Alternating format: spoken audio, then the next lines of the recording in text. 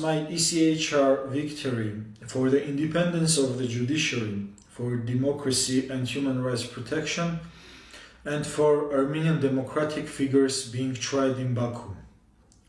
Dear European Court of Human Rights, my name is Hovhannես Iշխանյան. On February 13, 2025, you ruled in my favor, finding that my right to freedom and right to freedom of assembly were violated during electricity price protest in 2015.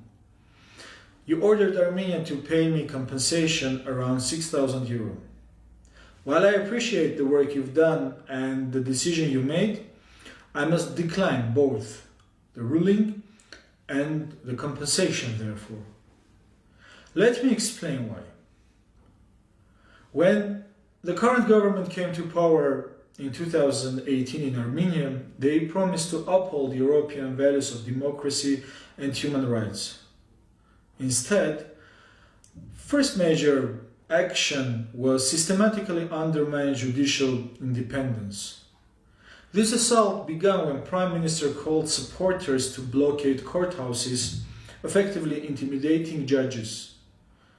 The following was even more concerning. Criminal cases were fabricated against those judges who dared to issue unfavorable rulings for the government.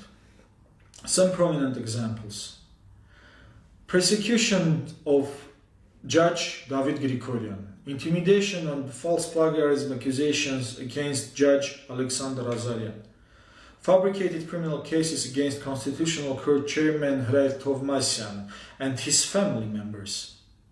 Prime Minister himself violated judicial independence by publicly attacking presumption of innocence of Constitutional Court Chairman Tovmasyan on Facebook.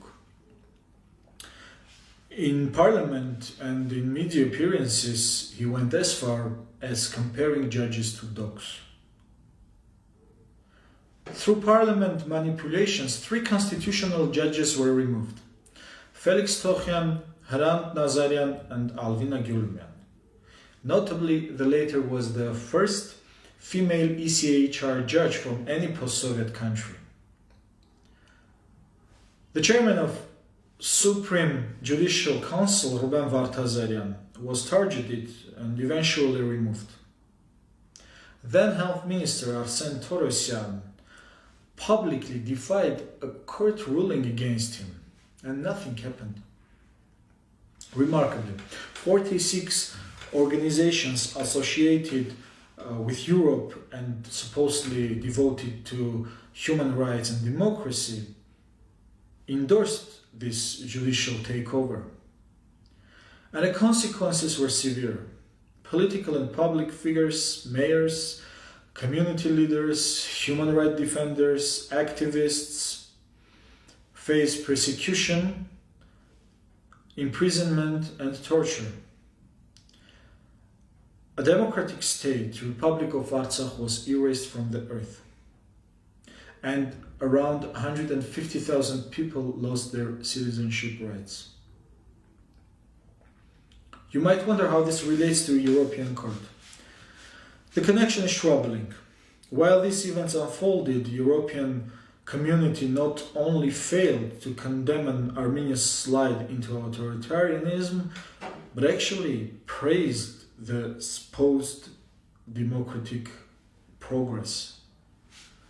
Consider these recent developments.